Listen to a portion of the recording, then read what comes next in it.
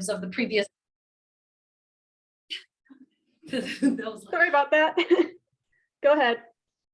We're going to talk about probably one of the most important teacher policy initiatives over the past decade, the push for evaluation for all of the national teachers. Social justice issues have permeated all of this work, but in a relatively complex and sometimes unexpected way. In this talk, we are going to try to share our perspectives on the recent history of teacher evaluation policy, and this history continues to evolve. So, you ready? Mm-hmm. All right. Thanks, Brittany. So I can. So this is good. Is this good? Okay, great. Okay, so let's see.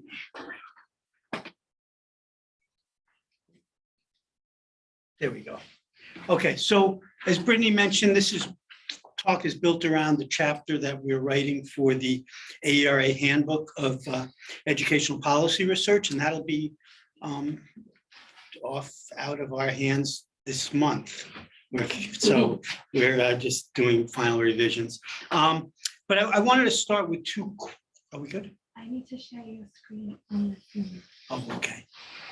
Well, this one, right? Yeah.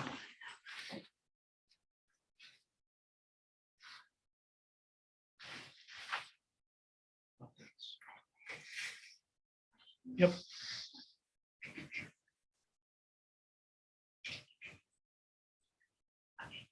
Great. Good. That's good. Thanks.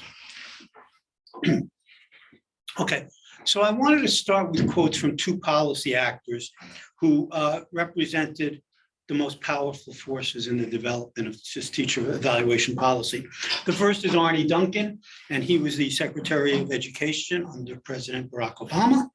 And it was under Obama that teacher evaluation became centered in ed policy. And Bill Gates led the Gates Foundation and put massive resources into this push for teacher evaluation.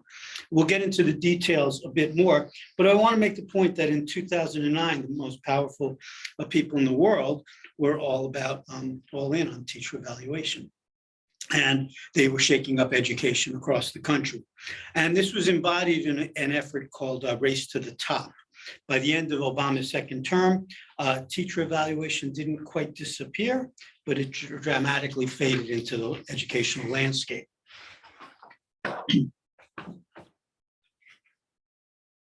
Okay, so what we have here is the gist of our argument. And it's an argument that I think holds some truth for many education reforms of the modern era. We'll unpack this a little, but the gist is that if you bring a silver bullet to a complex problem and you ignore the wisdom of key stakeholders and promise more than you can deliver and don't think through how all of this is likely to play out, you wind up with failed policy.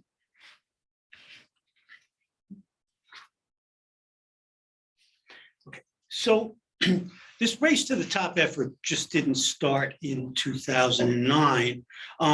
It actually has its roots back to the 1980s, where educational reform efforts took root.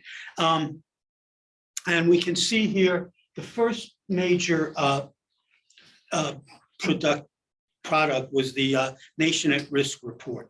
And what the Nation at Risk did is set a national alarm, essentially, by saying America was not going to be competitive in the world, looking at comparisons with international other countries, and looking at, frankly, a changing global landscape that has continued to evolve. But the idea was that if we're going to be globally competitive, we need to radically reform education. And that led to things like the standards movement, which included minimum coursework for students, increased school time, and significant accountability testing of students. This then led to a companion piece, which is called The Nation Prepared, and said, well, if we're going to get there, we got to do some stuff with teachers. And so there we said the report set out minimum qualifications for teachers, reform of teacher education, and professional certification in the form of the National Board of Professional Teaching Standards. In terms of minimum qualifications, the argument is that teachers needed to be licensed, right? They needed to have preparation in their subject areas. And that was something that didn't always occur, particularly in schools that were serving minoritized poor kids. Now, it's interesting that these two reports did not mention race or inequity at all. The reports were a general indictment of our educational system, and they offered general solutions, but they're really silent on issues of equity and inequity. But the efforts did set the stage for No Child Left Behind in 2001. So this was embodied in the reauthorization of the ESEA Act, Elementary and Secondary Education Act. And it was enacted under the Bush administration. And it represented a sea change in the control of American education. By leveraging Title I funding in ESEA, the federal government mandated that all states ensure that all teachers were highly qualified, a designation they needed subject matter preparation and met state licensure requirements. Now, in alliance with many civil rights organizations, President Bush pushed the idea that Black children particularly were done harm by the soft bigotry of low expectations, leading to mandatory testing and the reporting of disaggregated data such that performance on standardized tests of every demographic group in a school is made publicly available and highlighted.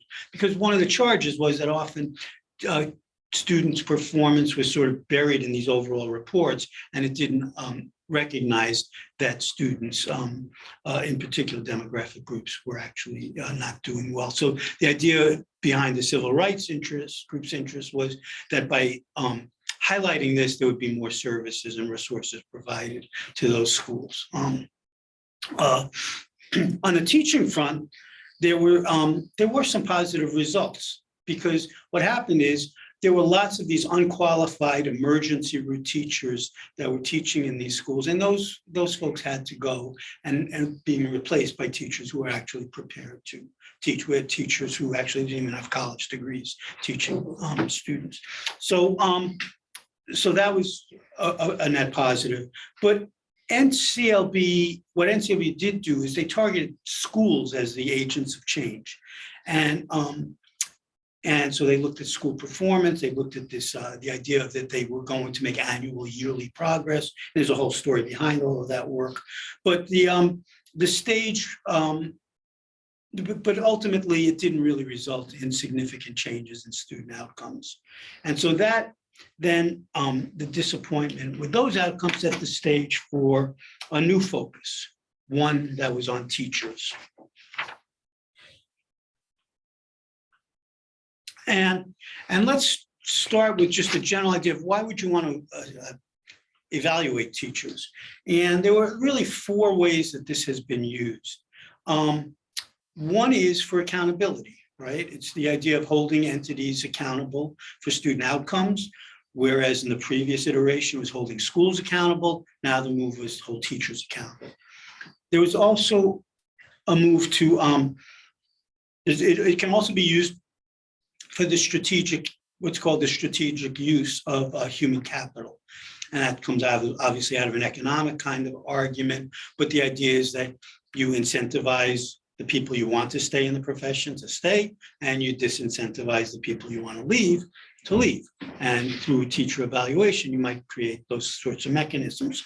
There's the idea of improving individual and organizational capacity by engaging in professional development, right? So in professional development for teachers, but also recognizing, say, within a school that the teaching of some desired kind of information or targets are not going as well as possible. So are there institutional changes that you want to make as well?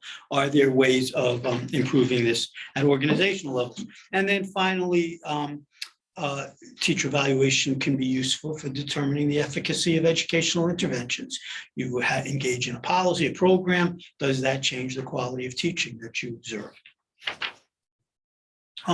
So after NCLB, there was in the ensuing years, there was significant research threads that were developed, and all helped to inform and support what was to come for teacher evaluation. Virtually all of this work, when we talk about effectiveness of teaching, is referenced against student outcomes as embodied in the standardized test scores. So the first line of research concerned teacher effects. And the idea was that research was very consistent that student achievement was correlated in meaningful ways with the teachers that they had. Through a variety of these kinds of correlational approaches, it's clear that teachers played a role in student outcomes, but these studies only looked at the aggregate. They could not identify particular teachers. Yet what was also clear is that traditional teacher input measures, such as experience or advanced degrees, they weren't related to these valued outcomes at all. And further, there was intense skepticism about traditional teacher evaluations happening in schools, right? So there's this alarm about the quality of schools, and yet the widget report, which was authored by the New Teachers Project, to people actually inside schools at some level, a little bit of outsiders as well. But they examined administrative data in a large number of school districts and found that almost every teacher was rated satisfactorily. So there was this disconnect, schools aren't doing well, everybody's fine, we need better evaluation. That was the argument, and it really took root. And so that was a big motivator and a commonly cited piece of work in this whole teacher evaluation movement. And then finally, we see the emergence of a class of sophisticated statistical methods that claim they could make valid estimates of the value added of a given teacher, a measure of how much a teacher contributed to the success of their students at an individual level. So all of this research moves forward. And if you think about sort of canonical, I'm going the wrong way, hold on, there we go. If you think about canonical views of research and policy, we think about traditionally in a pretty linear kind of way. So, right, we have here that you've got a problem, you do some research on it, that gives you a set of policy options, you develop these policies, you form the organization to meet those policies, you build capacity to execute it, and then you look and see how that's working and then revise things. If the problem is student learning and research, and as teachers are the most significant school effect, then we need to build systems that will evaluate teachers and improve their effectiveness. That's the basic logic. And it's also nothing close to what actually happens in policy development. Okay, so McDonald and Weatherford described this work actually in the context of the Common Core adoption, but it's very much the idea of how we understand policy formation. And it's really a much more social kind of phenomena that involves the interactions of lots of players. It involves ideas coming and influencing work. And the research, it's not this linear process. The research drives the policies, but often there's a lot of interplay and lots of information that feeds into how work gets done and what research is paid attention to, what research isn't paid attention to, right? Who the actors are, all of this really matters. And so we need to understand who does the research, who funds and supports the research, who translates and communicates the research for policymakers, right? Policymakers don't go out and read your journal articles. What they have is there are these intermediaries, these translation agents that take research and turn them into things that policymakers can understand, because we don't talk in ways that policymakers want to listen to. And then there are advocates, right? And those advocates can be pretty persuasive. Okay, so when we look at Race to the Top, we see a couple of things. For one, the researchers who were affecting this teacher evaluation work, the driving force was done by education economists, right? And they had their methods of estimating teacher effects and all of that, and promising, and these perspectives on human capital management. But what they didn't have, and what wasn't given any attention, were people who focused on teacher education, on teaching in schools, on people who understood how organizations work at schools as organizations and institutions. So it was driven by people with a certain set of important skills and a certain clarity and a certain naivete as well about lots of issues.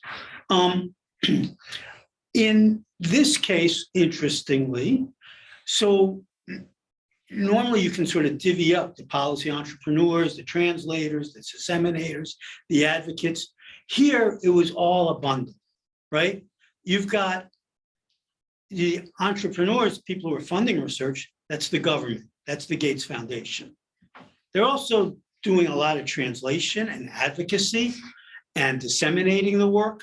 And so there was this interplay of their funding work and supporting all of this work and supporting all these initiatives in schools to maximize the idea that these policies would take root. Okay, and so, and if you look at sort of the actors involved, they would move from the foundation to the government to major school districts and back and forth. And so you've got this whole complex of people all with a vision of what the policy should be. And that policy was really laid out before Race to the Top by Robert Gordon, Tom Kane, and some others. And they laid out these core policy ideas. And you guys can't see that, right? Okay, so let me go through this. So one is, first core idea was reduce the barriers to entry into teaching for those without traditional certification. Okay, so the idea here is that we don't think teacher education is working very well. We're not happy with the products they're producing. Let's open it up, deregulate. At the same time, then let's really hold people accountable inside the system. So we want to make it harder to promote the least effective teachers. And we also want to provide bonuses to highly effective teachers to turn this into a real marketplace, right? And also to incentivize teachers to teach in high need schools, right? So so if you teach in a school with a high proportion of low income schools, you would get a bonus. And then evaluate teachers with measures of their effectiveness. And this was primarily thought of as these sort of value-added kinds of measures. There are changes of test scores. And then have what this would require then is states to develop complex data systems where they could link teachers and students and track achievement over time so they could execute these methods.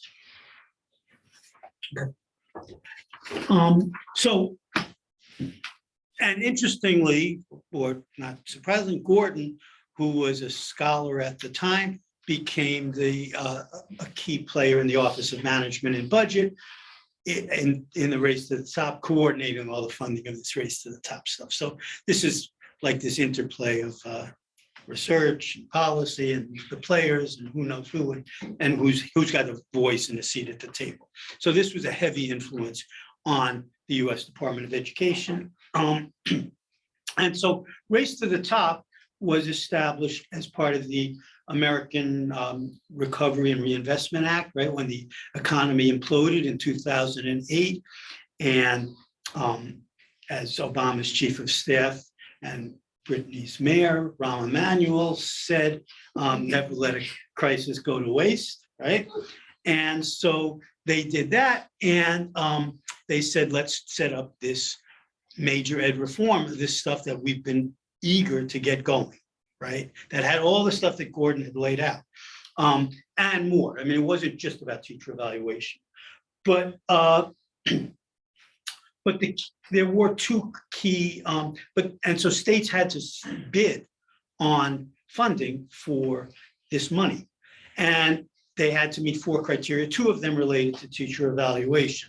One was building data systems that measured student growth. And the second was recruiting, developing, rewarding, and retaining effective teachers and principals, especially where they're needed most. So this is the whole teacher evaluation press, okay? And so there were several cycles of funding. Almost all states applied, and 19 ultimately received funding. But even with that, most states actually moved forward on these exact kinds of building systems, doing teacher evaluation and all. So by 2010-11, states were all doing this sort of thing. Now, there were lots of variations across states, but all of them had measures of student growth. They had to, especially if they were funded. They all had classroom observations. They all had to aggregate the scores, all this information into a single evaluation score. So teachers were put at some level, probably usually a 4-point level, right? Effective, highly effective, not so good, unsatisfactory. And the systems could vary, though, in how much they weighted different sources of measures.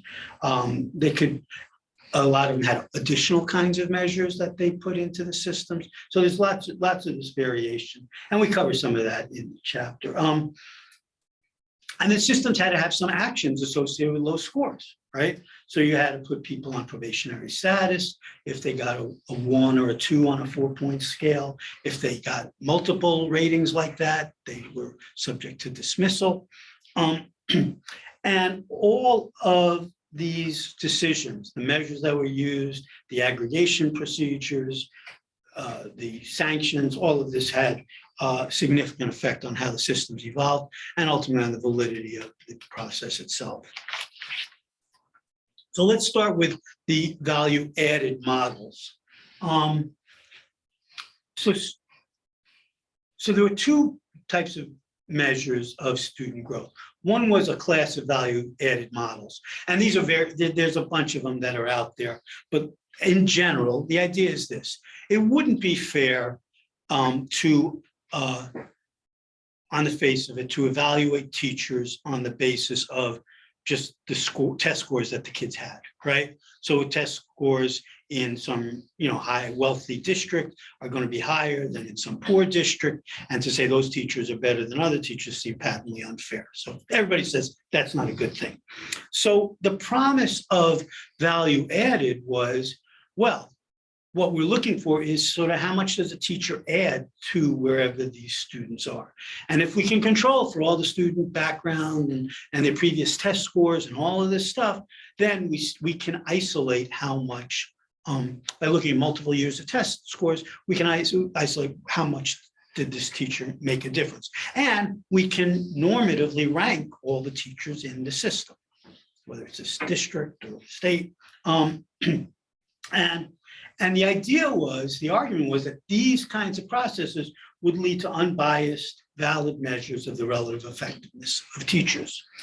Well, as it turned out, these models suffered from a number of key problems. Scores tended to be biased, so that teachers who taught initially higher achieving students wound up getting higher VAM scores.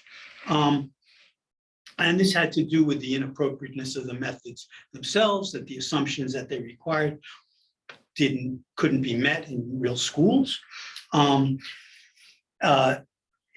you had factors that actually also determined sort of how much could you attribute to a teacher. If you're in a school where kids are moving a lot, right? There's a lot of transition, there's a lot of absenteeism. To hold the teacher accountable for those kinds of things seems to be problematic. And so what soon became clear is that teachers of students in poor and minoritized schools, they attained lower VAM scores, not because they were poor teachers, but because of the circumstances of the schools and the methods that were actually being used. So the other part was that these methods were pretty unreliable. They're imprecise, right? So you can pick sort of at the extremes, but most of the teachers are statistically indistinguishable from each other. And so when you have that, and it's the fact that the estimates could change radically year to year, you've got some problems. And they could also change depending on which tests you use, for example. So even though these VAM measures have some utility, if you're looking at groups of individuals, like looking at the impact of an intervention, when you're saying that we can use them to identify particular teachers, they become, a lot of these methods turn out to be somewhat indefensible. The other measure that was used for student growth were called student learning objectives. So now, if you remember, student testing was grades 3 to 8, right? So, and only in math and language arts. So most teachers didn't have scores, right? I mean, test scores by which they could be evaluated. So we had to have another growth measure because the law and policy said you have to have growth measures. So people said, oh, you know what we'll do? Let's do student learning objectives, because that's a measure of growth. So a student learning objective is one in which there's some agreed upon goal for students. Students should learn X, Y, or Z, be able to do something. So, and we want to test them with a kind of pre-test and then a post-test. And to the extent that students meet those goals, the teacher is satisfying the terms of the student learning objective. Now, so for example, you might have a situation where you say, oh, let's set an objective where we want, it's in a history or government, a history class, and we want students to be able to develop, write arguments better. So we give them they have to write an argument early in the year and write it later in the year. And if their scores on a given rubric improve to whatever we agreed their growth should be, they meet that standard and they can satisfy the student learning objective. Well, it became clear pretty quickly that these are not reasonable growth measures. There's no comparability, right? You can game this because you say, well, I'm not going to set a really high objective if I'm not going to meet it, right? I mean, why would you do that, right? So you set attainable kinds of goals where all the kids will get to a certain point. But they could be so different from class to class. Sometimes they were common across a grade or a school, but sometimes they were variable by teacher. They're negotiated and they're just, we wrote an article, I think, Kevin Krause and Jeanette Joyce and I, where we just dissected all of this student learning objective work. And it's kind of, there's some real positives to it. And it was developed as a way of sort of trying to work as colleagues to define clear goals. What do we expect of students? How are they doing? But when you turn it into an accountability kind of metric, it can get corrupted super easily, and was. So that's not a great growth measure. The other part of the equation, the major part, was classroom observations. And so many of you are familiar with classroom observations, right? The Danielson framework and others. And so those were adopted across states. Sometimes states develop their own. And so there was a lot of research that was examining how to make these observations reliable and support the validity of these observations, how to improve them. And so one of the key issues is how do you improve the way people observe, right? And so there's training, there's quality control, there's double scoring using multiple observers. There's also, even with all of that, we know that a single observation isn't reliable if you're going to estimate the quality of a given classroom or teacher. So you need to do multiple ones, so you get a sort of a stable estimate. Right. And so we learned a lot about how to do these things pretty well. And then you go into school. Oh, and one of the biggest things is in all the research studies we did, we didn't know the teachers, right? We don't have to see them in the lunchroom. We don't have to manage a school, right? So we're completely objective in a sense of saying this teaching looks better than this teaching. It meets these kinds of goals, that are described in the protocol. And it's independent of everything else that the people who actually are in the schools and observing have to do. So a principal is saying, oh, I got to observe this teacher and I really need this teacher to be in the school, right? Or, I don't want to lose this teacher. I think they have potential. I don't want to be in a situation where I'm telling half my staff that they're not particularly good at what they do, right? So, I mean, there's all those kinds of things that enter into it as well. So we go to the schools and it goes into practice, and all of the recommendations that we built up in the research environment, they weren't adopted in the schools, and, you know, for real reasons. They couldn't afford to have multiple observers in an observation, right? They couldn't continually monitor the scores and do recalibrating observers and all the kinds of things that we do in research studies when we have, you know, $1 million grant. Schools don't have that sort of thing, right? So so what happened is you have scores that have far less meaning than what you saw in the research studies. And they also differed substantially in that the scores were uniformly higher than you saw in research studies, right? And this represented a conflict in the policy, right? So a 2 on Danielson is needs improvement, right? Now you would say needs improvement, if you're in a school, it's that you think needs improvement is something you'd want to do, right? You want to tell somebody, and then how do we work on this? And how can we get better? But in an accountability system, if they say you need improvement, you're on watch and could lose your job if you get it the second year as well, right? So I'm not going to give a 2 to anybody but teachers I really want out the door, right? Because I'm not stupid, I'm a principal, right? Well, why would I do that? And so sure enough, you look at the distribution of scores, they're much more clustered than you see in any research studies, and they're much more skewed positively for very reasonable, you know, understandable reasons. And I also want to make clear that you know, this is not just a school teaching thing. And this is where organizational kinds of theories help you understand, or research. In almost every job setting, occupational setting, scores are always skewed high. You know, if people want to keep their people, you don't tell them you're not doing very well. You try to give them other information. But what also means is there's a conflict between what the score is and what the information described in the protocol is too. So that becomes a problem. Okay, so taken together, we see some emergent problems here. We see an expanding literature on the fragility of VAM, its unreliability, how it is subject to so many forces and that prevent it from giving reliable estimates. We see an expanding literature on the bias in observation measures. We see in the observation measures, I neglected to answer that, address this, but one of the key findings here is that teachers of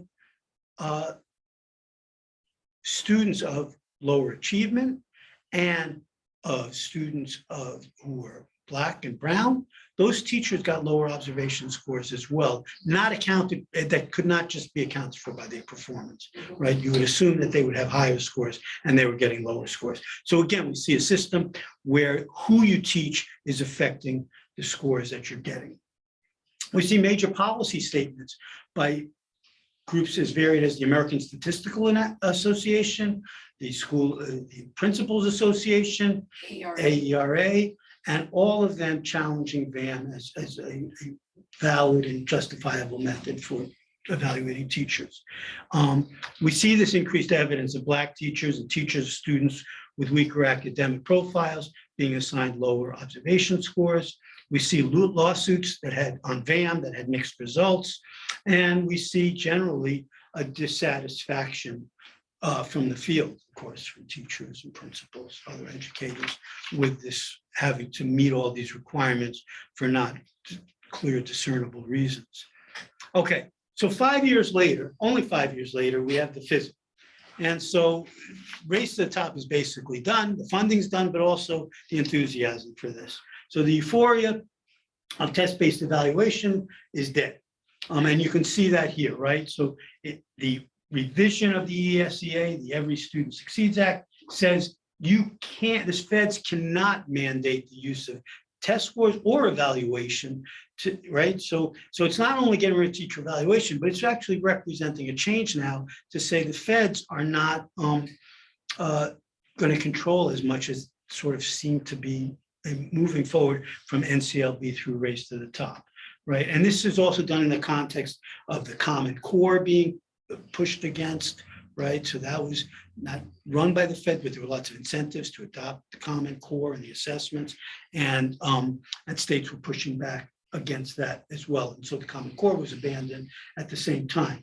So with ESSA, states continue to maintain student growth in their teacher evaluations, and most kept observations. Some states kept student growth, many abandoned it. But also many states turned control over to school district, independent school districts, and there was just a lot less centralization of teacher evaluation than had been done just, pushed for just 5 years before. So if we take stock of all of this, we can say, so how did all this play out, right? The promises were grand. This was going to be the solution. So the first thing is, did teacher evaluation do a better job of identifying weak teachers, right? The whole widget report was, we're not differentiating teachers. We're saying they're all the same. They're all widgets, right? They're all satisfactory. Well, they're still widgets. So what happened is this study and some other studies looked and found that basically through all of this, the system engineered itself and configured itself so that you still had 1% of the teachers being rated unsatisfactory, right? And so that is that goal was not satisfied. The second one is, did it lead to improved performance of students? And the answer there is clearly no. There's no evidence that, in fact, teacher evaluation improved performance of teachers. This is based on a study funded by the Gates Foundation that looked at their major initiative of implementing teacher evaluation in major districts and found no effect over time. Did it affect the composition of the teaching force? Here we do see some effects, that teachers who were rated more poorly were more likely to exit the system, either by getting pushed out or by just self-selecting out. But there was some differential behavior. We do see the most effects, and this is something interesting in all of this work in Washington, DC. And, DC had a bunch of money and resources pushed on them. They developed a very comprehensive effort throughout the district called Impact, with a lot more sort of care and feeding of the system that went far beyond teacher evaluation. And so there you did see a much bigger change in the makeup of the teaching force. No evidence of professional development improving either, and some have attributed that into the inherent tension. We've kind of mentioned some of this between the accountability and professional development goals. Okay, I'm going to turn this. Yeah, I'm going to turn this over to. All right, drink some water. So yeah, we gave you a lot of information. So we're going to talk now about equity issues. I don't know how to do this. Huh? Go. It's a lot going on. Left. Wait. What about equity?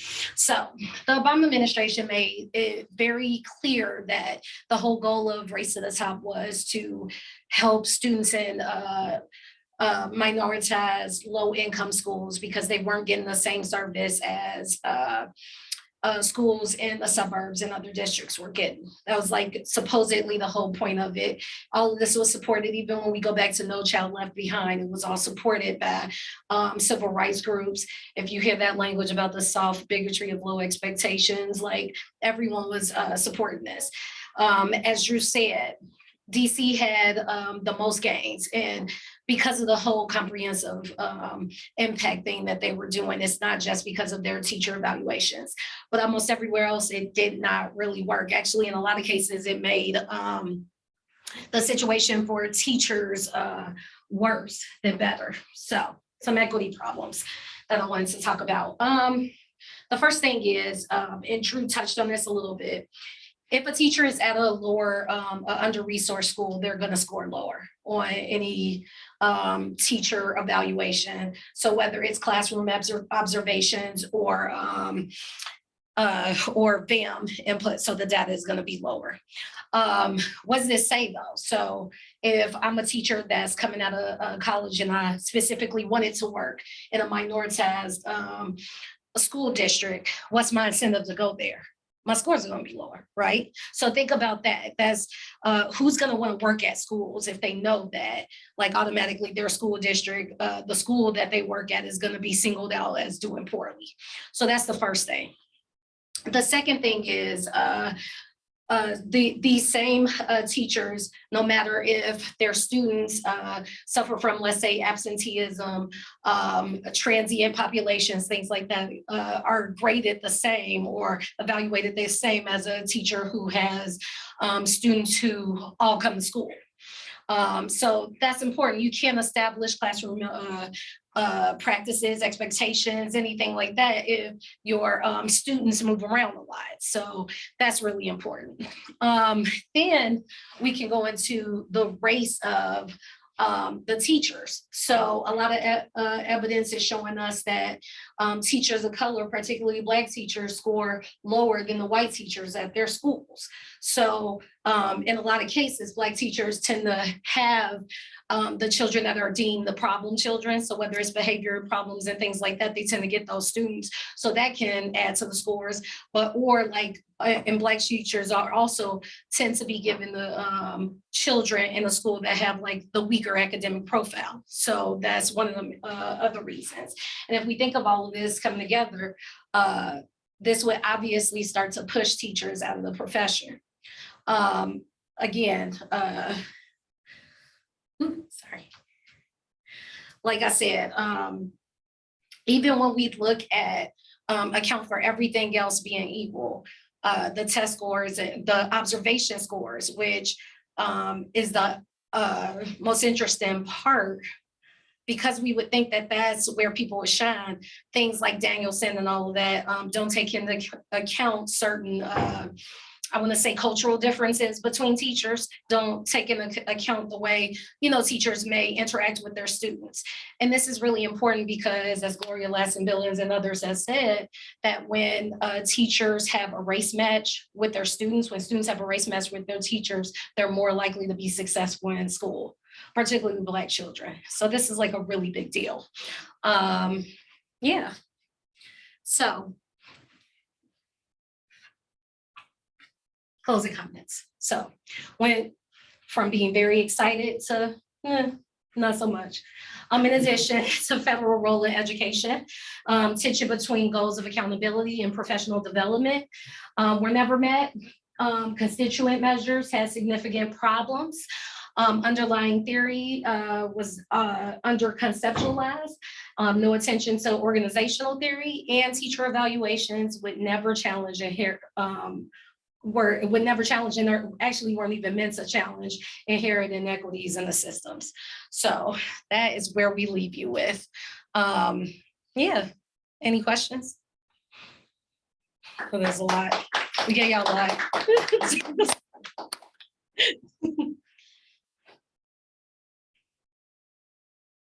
No question?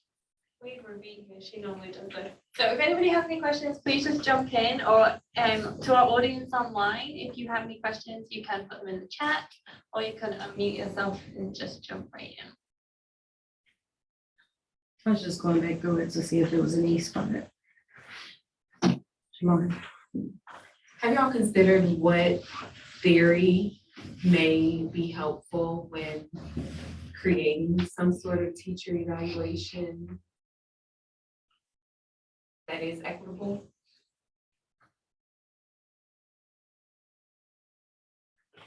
So, okay, I'll repeat that. Okay, so the question is are there theories for how to create a more equitable evaluation? I think that has multiple layers to it, right? I mean, one is the tools themselves, right? So what do you observe, right? So you could imagine, and people are working on things of saying, I want to observe teaching, but I'm going to really take a perspective that looks from a culturally responsive pedagogy kind of approach, right?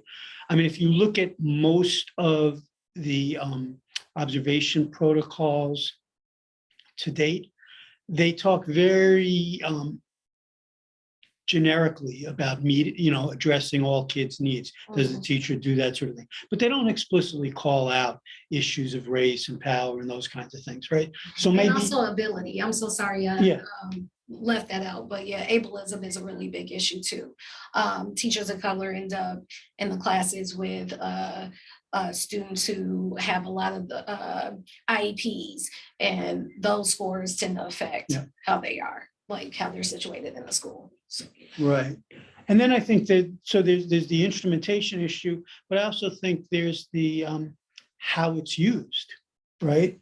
And I think the idea that of just having these gross kinds of scores, right, that just sort of summarize a person's practice with a single number and putting them in a box, and then making all these decisions with less than perfect information seems not to be going to get you very far in promoting equity or anything else. And I think that's what happened here, right? So it needs to be the idea that, I mean, this is where the naivete of the economists were, I think. This idea that you could just move, they would do theories and say, well, look, here's the outcomes that people are producing, right? So if we could get more people, get rid of those that are producing poor outcomes, and we can replace them with people that get better outcomes, we'll do better. As if getting rid of 30% of your staff in a school would not upset things dramatically in an organization, right? I mean, you can't just do that. These aren't just widgets that you replace and without effects on systems and all, right? And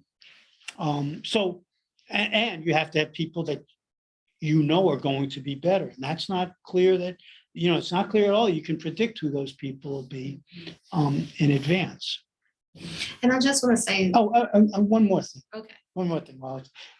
And the whole other thing is the idea of just using the metric of student test scores as your sole sense of what's valued is problematic from the get-go, right? So, And I'm a cheat.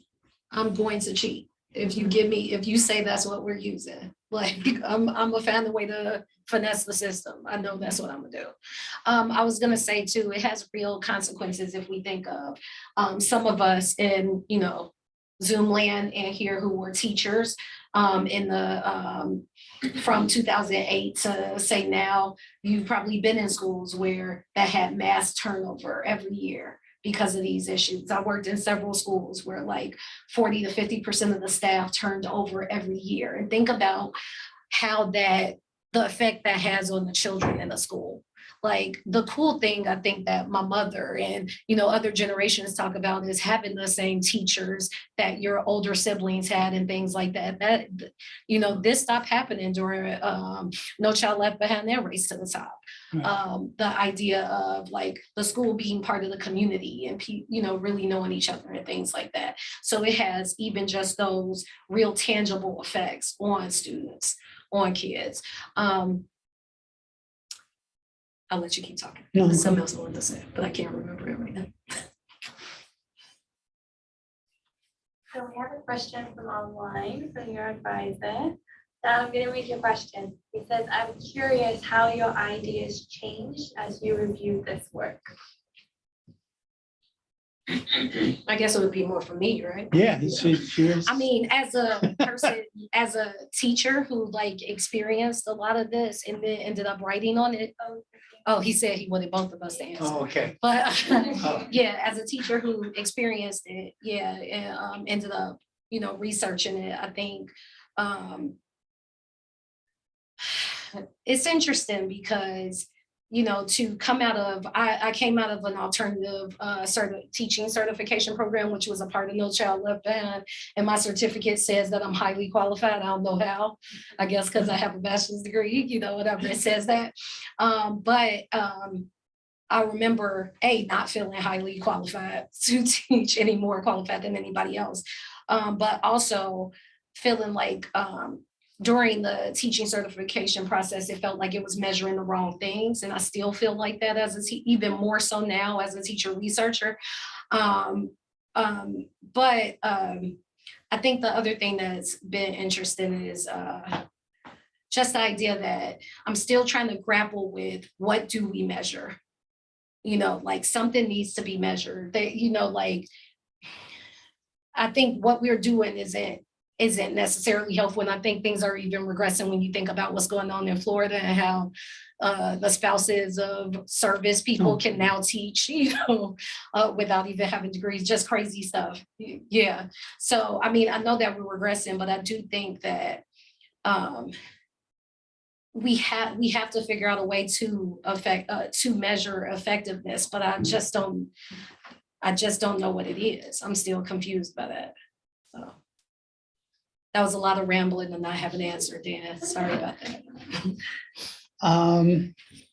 Yeah, so that's, I have a longer, shadier history with all of this. So like I was involved in this work, you know, as all of this stuff was happening. I had some grants from the Gates Foundation. I was a co-PI on the Met project that was part of this. I supported well, no, that's not fair. When the projects that we first started, we were trying to our projects were not intended to be evaluation. They were studies of teaching, right? And we used a bunch of different protocols. We were trying to understand this stuff. The Met study took the design of the project they had funded us for and then turned it into this massive evaluation project. And so watching it from the inside, I had some skepticism. I voiced some skepticism over time. And I think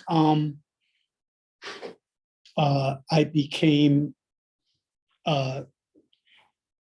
more, I think the biggest thing that I took away from the reading was sort of formalizing my thinking about how the policies were formed and the intersections of the actors and all of that. I don't think I had a full grasp of all of that. Not sure I do now, but I think I have a better grasp of all of that. And I also have a better way of thinking about it because some of the work that I've been doing in just understanding policy formation more generally. Yeah, I would say a lot of the stuff too that I kind of had an idea was the case, but in doing the research, I found out a lot of it was true. So the idea that you know, teachers of color have lower evaluation scores, like, you know, I didn't know it was true, but I had a feeling it was. So, like, yeah. Sounds good. Thank you. Do you have any more questions in the room? Online? Sure, I've got one. So I think you mentioned briefly that the goals of trying to like improve that one goal that's sort of like when it seemed like mostly unmet was actually trying to like improve or do professional development for teachers. Was that actually like were there any things in a lot of these policies that they put in that really aimed at that, or was it just kind of like general platitudes that went across? Or like a plan of how to. Right, it was certainly in all the rhetoric around it that, you know, if you could have meaningful information, particularly from the observations that describe teaching, you could have more thoughtful professional development. There was funding that happened at state level, certainly, to try to do some of that, but it just never, it wasn't, except in certain quarters, you know, you just didn't have people that were reliably observing, that had the capacity and time to do that kind of professional development around that. So there were efforts that happened periodically, but they weren't embedded within the systems in significant kinds of ways, other than maybe a DC did more of that, right? So I was gonna say also with with professional development, it's a long game. And I think a lot of times a school may have, or a school district may have a person come in like 1 day or 2 days for professional development and then leave, but it has to be sustained, Right. sustained for it to be effective. So it has to be, if it's gonna be a year long, like you need to be meeting weekly, monthly for a year. It's just not, it's not gonna work if it's not really invested in. So we have one, oh, sorry, go on. So I was just reading about it. So Every Student Succeed Act replaced the No Child Left Behind in 2015. In your research, do you see any differences or any different success rates since it was replaced? I mean, No, I'm kidding you. so what's that, 7 years? Yeah. Oh, no. Because I remember when I was in elementary school, they had me a part of the No Child Left Behind. Mhm. And eventually they found out that that was an error and that I shouldn't have been a part of it. And it continued just like exams or testing my reading, my math capabilities. But you only really saw students of color going in and out of these examination rooms. Mhm. And I went to a predominantly white middle school in elementary school. So the population of minority-based students was very small, but it was high in testing our abilities. Absolutely. Right. And that discrepancy is a little alarming, you know, because I was testing at the same level, but you thought I still needed this assistance. Yeah, so if there's no child left behind, that was the whole press, to have adequate yearly progress and make sure that every kid was above a threshold, right? And so they just really worked to do that so they could meet that policy goal. Yeah. So is it really about student progression or just meeting numbers? Definitely big numbers. And I would say the interesting thing from all of this is, I think No Child Left Behind and the Race to the Top it made the federal government more involved in the education of all of the states. And I think since 2015, it's definitely been more of a hands-off. Like the federal government is like taking a step back from being involved in school districts and state education boards. So we have one more question online, it's Jehan, she's been waiting, but we're over time, so to you, right? Okay, Jehan, would you like to unmute yourself and ask your question? Yes. So thank you. So I guess I'm trying to understand when you speak about and you talk about teacher evaluation, we're considering both subject matter knowledge as well as pedagogy, right? And then my understanding is that, go ahead. Well, to the extent that the observation schemes pick up on teacher knowledge, I mean, it's not a direct measure of teacher knowledge.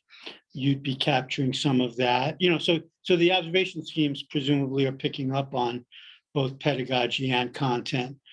And I think the embedded in the idea of any student test measures is the idea that teachers who know more are going to be able to teach the content better. But that, so both of those are sort of distal kinds of estimates of teacher knowledge or even less pedagogy, but of teacher knowledge. So you're making that assumption, but they're not direct measures like, say, a praxis test or something.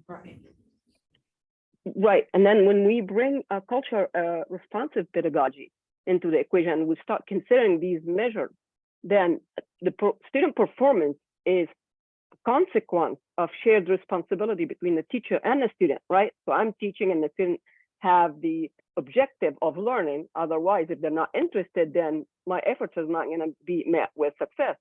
So is there any measure to capture that? Well, I think the premise is that it's and I don't think it's unreasonable, is that you shouldn't be blaming the kid for not being interested in the Right. teaching. That means the lesson is wrong, Right. right? Like So- if the students aren't interested in some, as a former teacher, I would say maybe the teacher needs to do a better job of making the students interested in their lessons. So. Right. If we consider that it is the fault of the teacher due to student being in the class not being engaged, but sometimes there are other factors. You talked about the culture, the background of the student, under-resourced school, there are so many reasons why the student might not be able to take interest in what's happening in school due to what's happening outside of school. So I guess what I'm getting at is that, is there any pilot project that considered all these factors together to be able to figure out specific measure that can capture what's happening in the classroom, and then the end result, how we can measure success and student performance and evaluate teacher performances? Yeah, I mean, those are complex kinds of issues, and you would hope that observation protocols would sort of try to pick some of that up. I mean, there's a difference in a classroom if you have 20 kids and all of them have their heads on the table. That's different than if they're heavily engaged and one kid's sort of sitting off a little bit, right? So you want to be able to pick up those kinds of things.